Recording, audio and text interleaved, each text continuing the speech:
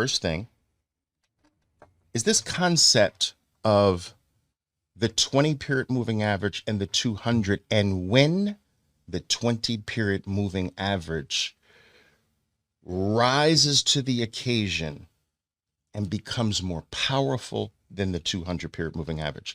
Now, listen, my traders are taught that there are 5 dominant moving averages that that I want my professional traders relying on. 5 dominant moving averages.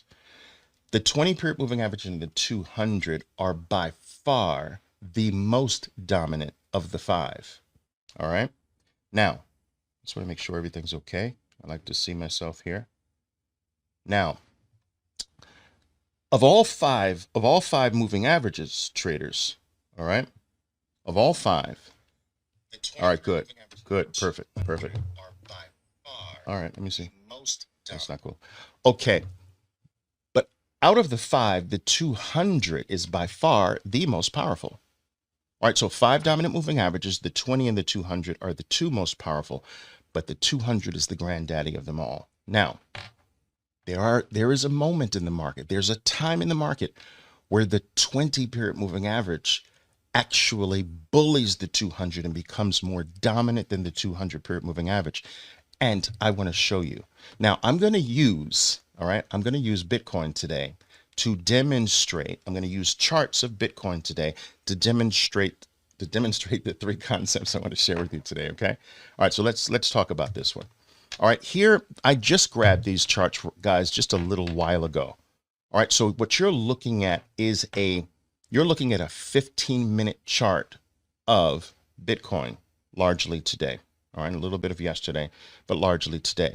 Now, I want you to note that there are 2 moving averages on this chart. Now, it doesn't matter what time frame, traders.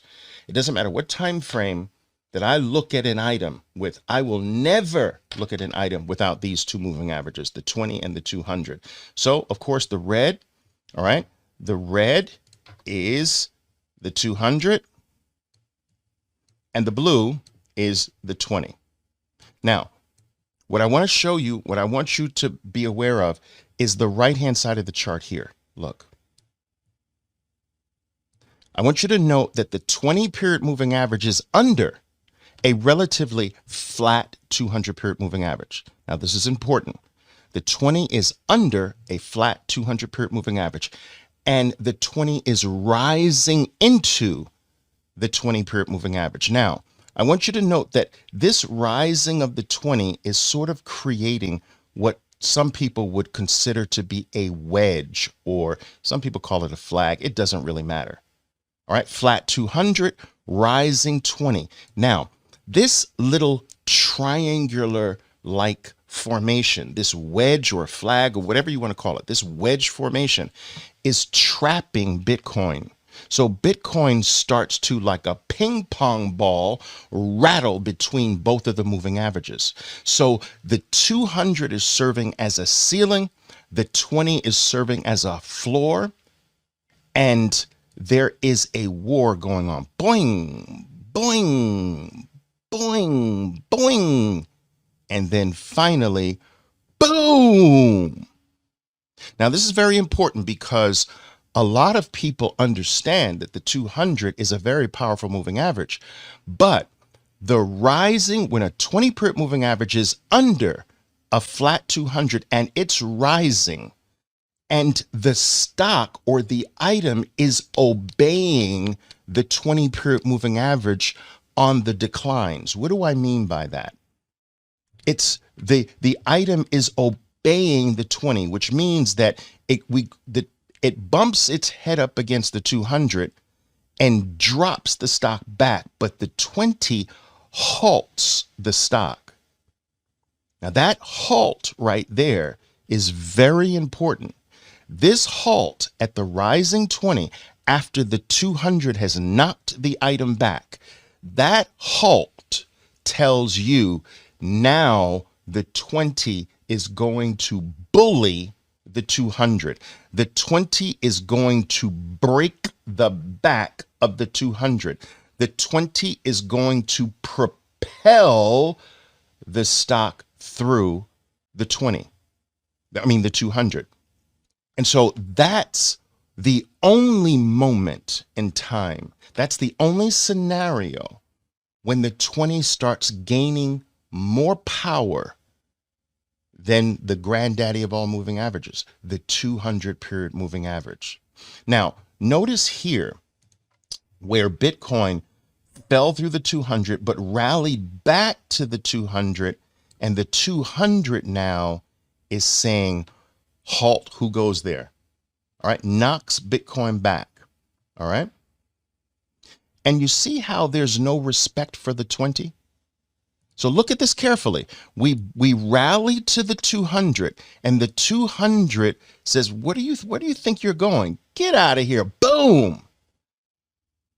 Now look at what Bitcoin does with the 20. There's no respect for the 20. It goes above the 20, it goes below the 20, like it's not even there. It's just easily searing through. Up above the 20, below the 20, above the 20, below the 20. But look at the change. We get back to the 200, and once again, the 200 says, you're here again? I thought I told you, get out of here. Get out of here. Yeah, that's right. That's my my New York accent. Get out of here. Boom. It knocks Bitcoin back, right? But this time the 20 halts Bitcoin. That halt tells you the 20 is now being respected. And because it's rising, because it caught the 200's rejection, this is your sign that the 20 is now more powerful than the 200. The 200 is not going to bully the 20 anymore. It has caught its throw. It threw Bitcoin back. It caught it and says, no, not this time, 200. And boom! All right. You see what I'm saying? This is very powerful. I want you to know. All right. I want you to know. Good. I just want to make sure this is good, guys. I just want to make sure we're good. I think we are.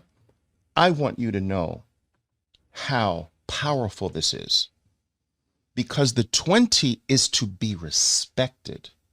You understand? So knowing when it's not to be respected is huge. Knowing that one exception is huge. All right. And so that little wedge is a very, very powerful little space there.